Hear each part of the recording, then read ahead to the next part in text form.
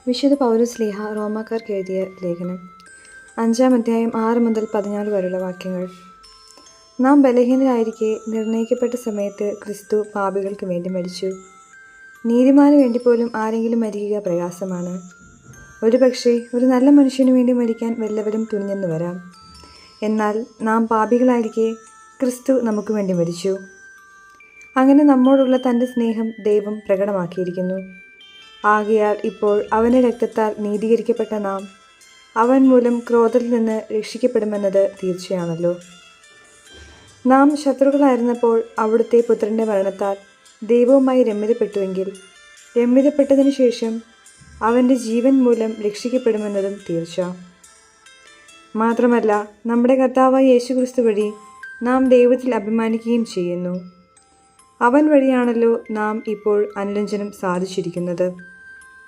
ഒരു മനുഷ്യൻ മൂലം പാപവും പാപം മൂലം മരണവും ലോകത്തിൽ പ്രവേശിച്ചു. അപ്രകാരം എല്ലാവരും പാപം ചെയ്തതുകൊണ്ട് മരണം എല്ലാവരിലും വ്യാപിച്ചു.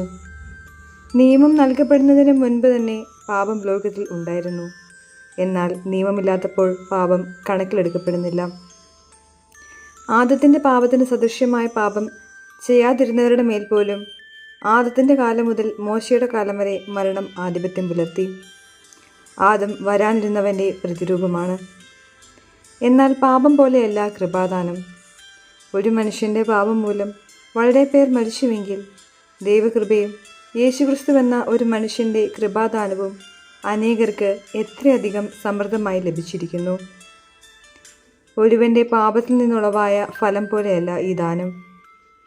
ഒരു പാപത്തിൻ്റെ ഫലമായുണ്ടായ വിധി ശിക്ഷയ്ക്ക് കാരണമായി.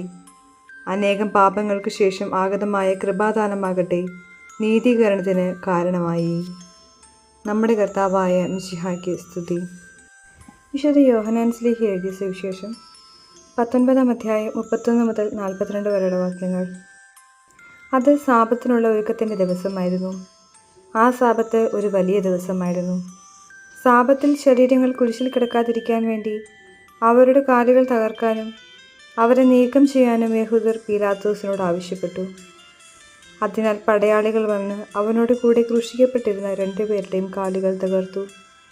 അവർ യേശുവിനെ സമീപിച്ചപ്പോൾ അവൻ മരിച്ചു കഴിഞ്ഞുവെന്ന് കാണുകയാൽ അവൻ്റെ കാലുകൾ തകർത്തില്ല. എന്നാൽ പടയാളികളിൽ ഒരുവൻ അവൻ്റെ പാർശ്വത്തിൽ കുന്തം കൊണ്ട് കുത്തി. ഉടനെ അതിൽ നിന്ന് രക്തവും വെള്ളവും പുറപ്പെട്ടു. അതു കണ്ടയാൾ തന്നെ സാക്ഷ്യപ്പെടുത്തിയിരിക്കുന്നു. അവൻ്റെ സാക്ഷ്യം സത്യവുമാണ്.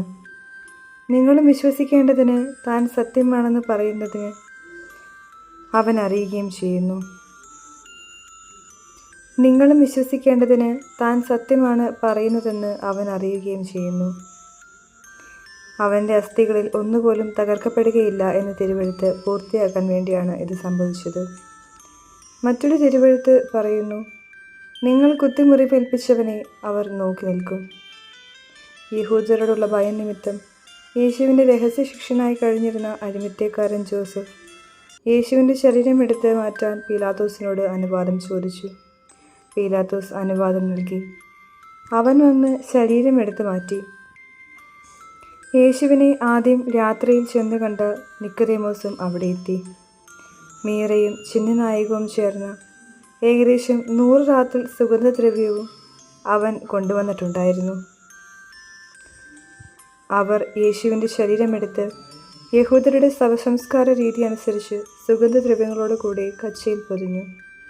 അവൻ ക്രൂശിക്കപ്പെട്ട സ്ഥലത്ത് ഒരു തോട്ടമുണ്ടായിരുന്നു. ആ തോട്ടത്തിൽ അതുവരെ ആരെയും സംസ്കരിച്ചിട്ടില്ലാത്ത ഒരു പുതിയ കല്ലറയും ഉണ്ടായിരുന്നു. യഹൂദരുടെ ഒരുക്കത്തിൻ്റെ ദിനമായിരുന്നതിനാലും കല്ലറ സമീപത്തായിരുന്നതിനാലും അവർ യേശുവിനെ അവിടെ സംസ്കരിച്ചു. നമ്മുടെ കർത്താവായ മിശിഹായ്ക്ക് സ്തുതി.